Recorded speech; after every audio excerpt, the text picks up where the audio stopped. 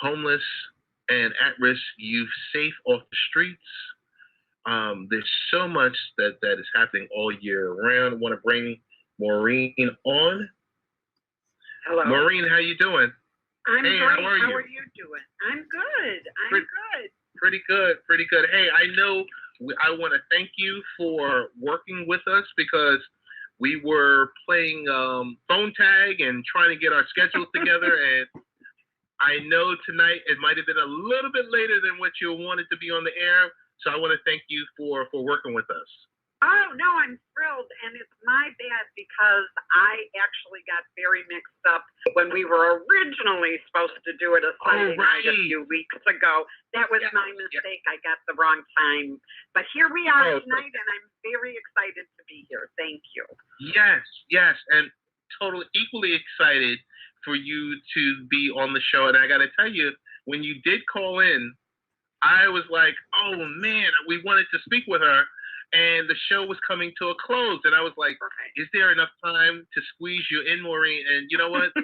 you have such a very important organization and a subject matter. I did not want to do a disservice to it. So once again, thank you so much. I mean, I don't even know where to start, Maureen. I mean, what you do is so important. So before I even start to ask questions, tell us a little bit about yourself. Sure. I'm, as you said, the executive director of the National Runaway Safeline, and I have been very fortunate to be in that position for 16 years and have seen some things that change and some things that stay the same, but all of us know that families do struggle. These are tough times for families, and oftentimes young people are feeling like things aren't going quite right at home and end up running away from home, and we are there 24 hours a day, 365 days a year to listen and to help. And even when kids are struggling and they're still home, but trying to navigate adolescence and things that are going on in their home life and at school as well, and we're there for parents. So we do have a broad range. Our focus is young people between the ages of 12 and 24, and for parents as well. Perfect. I did some reading. I mean, NRS is a wonderful organization because, you know, you do highlight the trends, the emerging trends in that for the youth that are in crisis. So I want to ask my first question. What are some of the warning signs that your child thinking about running away? Well, a couple of things that we like to say to parents is, first of all, if there are any changes in behaviors or patterns, that often means something is wrong. So that could be, you know, we know that teens need a lot of sleep and they sleep a lot, but if they're sleeping more than normal, or if they're not sleeping, if they're spending all their time with their friends and not really communicating, having mood swings, and that these are things that are out of the ordinary, that could be a warning sign. Rebellious behavior is also another indicator that could be the start of trouble. And that could be, you know, grades are dropping, that they may be truant from school. And these are things that don't usually happen. That could be a warning sign. If a young person, if a child ever says, I want to get out of here, I'm thinking of running away, we say take that seriously, because it may really be a cry for help, and we would encourage parents to really take note of that. And then the last thing is they may be accumulating money or possessions, because if they're thinking of leaving home, they're thinking of running away, they may or may not imagine, well, what would I do once I left home? Well, I might need some warm clothes, I might need some money, I might need some food. And so if you notice as a parent that your child is accumulating possessions like that, that's another Mm-hmm. So, Maureen, you got to help me on this one because I got a 15-year-old that sometimes, and I don't know if it's just because she's 15 now, where she used to be up under mom and dad. Now she wants her space. Now she wants to be in her room. And should I be concerned, or is that just someone being a teenager? Well, I think that that's a really great question. And, we need to recognize that, part of being a teenager is wanting that independence from our families, from our parents. And that's normal behavior, and that's, normal development. And so I wouldn't worry so much about that. But if there are things that are going on that are really unusual, then I would say you need to kind of take note and sit down and have a conversation. The other thing that we've learned through the years is that, we used to think that, when you're 13 years old and your brain is the size of an adult, you're an adult. And really what we've learned over the past 20 years is that the brain development is an interesting field. And now what researchers are telling us is that teenagers, that all of us really don't fully mature, and our brains are not fully developed until we're 25 years old. So teens will do impulsive things, they'll push the envelope, but for parents, what I would argue is you always need to let them know that home is a safe place to fall. They're going to make mistakes. They're going to need you to be in their court, but you need to make sure that you communicate to them that home is a safe place to fall. This is Ted Hicks for Late Night Parents. We're speaking with Maureen Blaha, the Executive Director of National Runaway Safeline. Maureen, what should a parent do if they suspect their child is thinking about running away?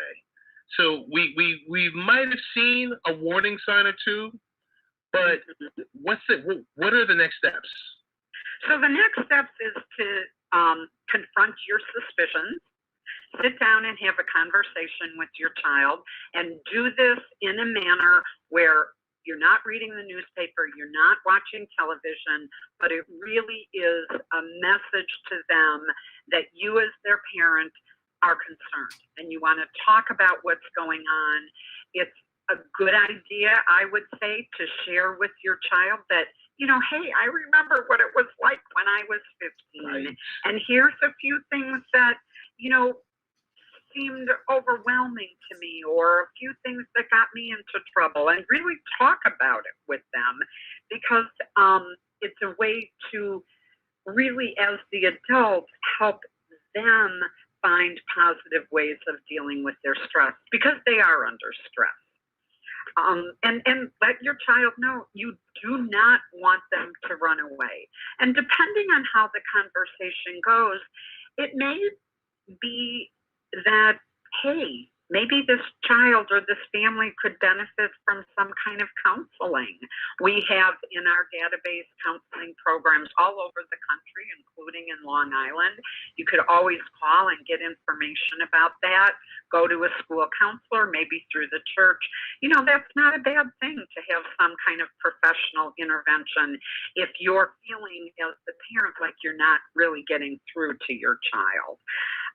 And just, I had a parent that had said when their child ran away, and we actually were able to help reunite the child and the parent.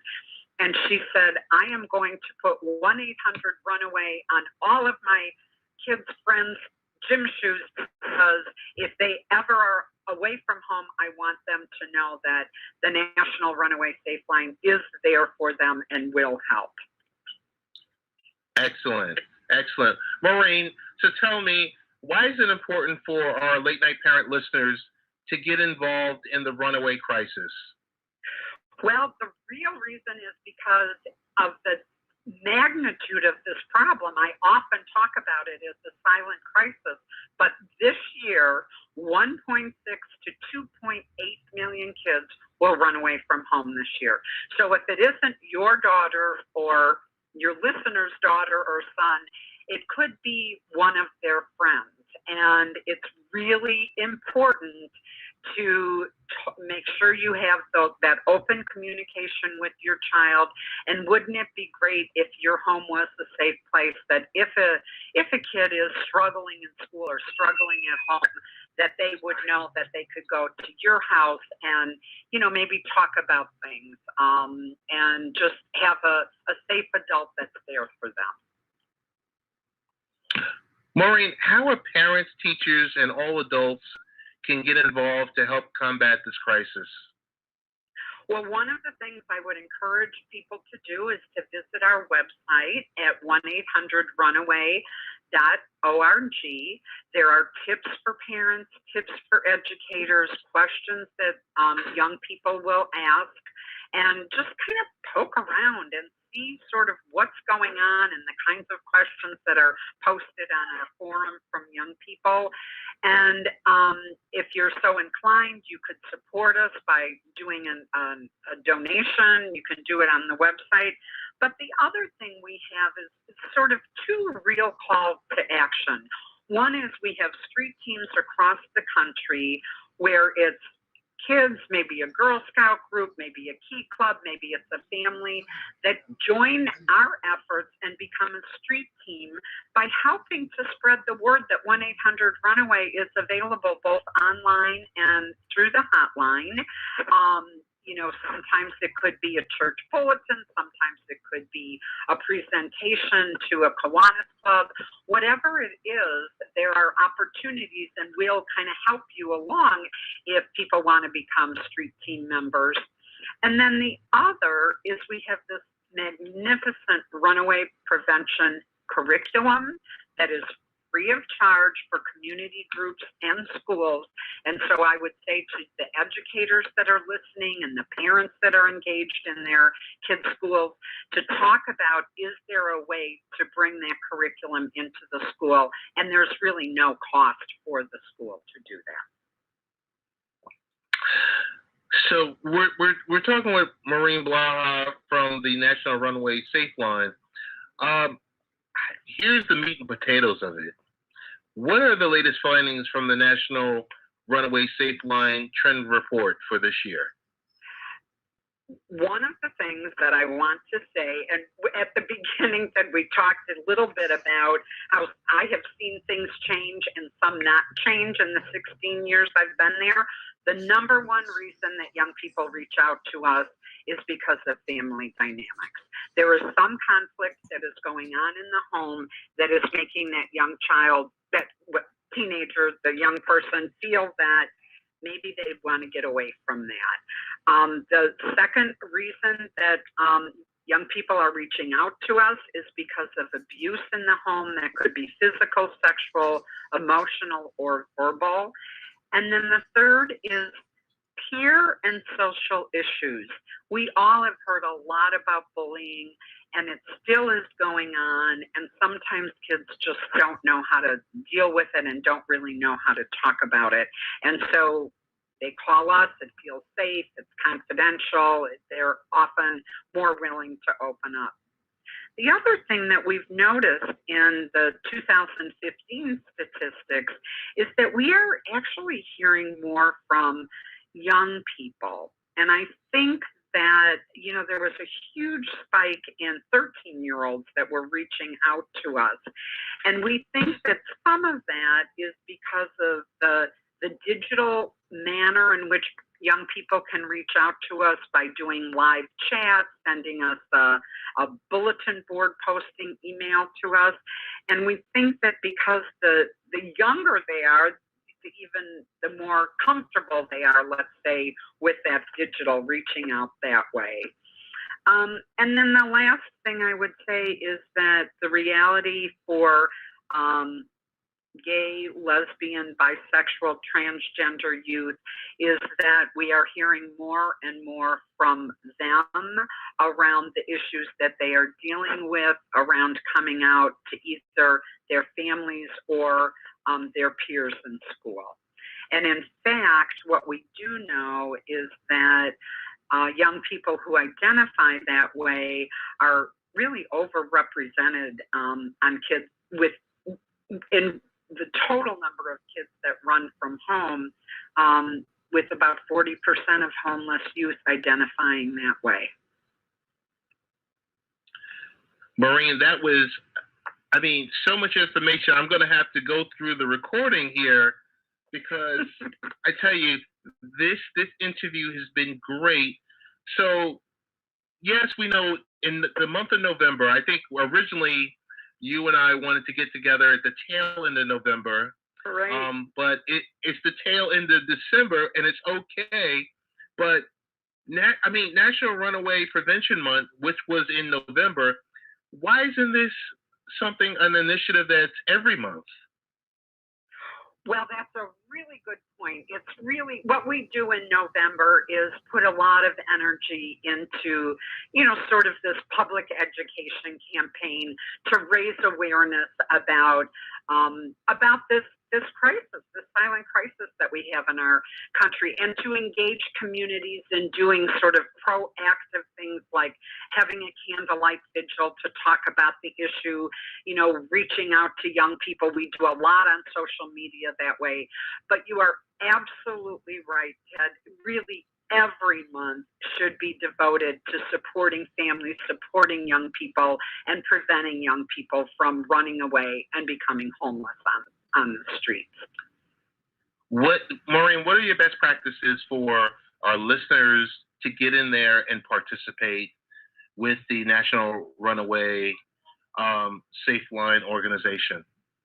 Well, what I would say is, go on our website, hook up to become a street team member, and that would be really joining our efforts and educating so that any young person who is feeling like they have some crisis they're trying to deal with and they need help, they know that we are a safe place to call, to reach out to, and that we will be there no matter what.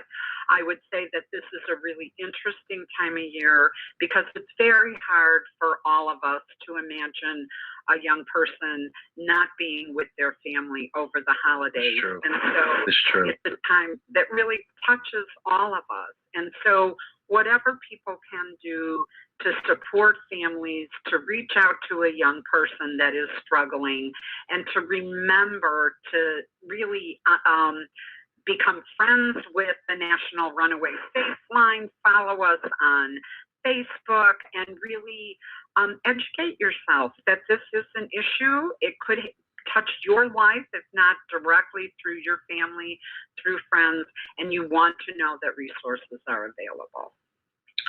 Definitely. Now, after every interview, I usually ask our featured guests best ways to get in contact with them. I think I'm going to do it for you because it's such an important cause.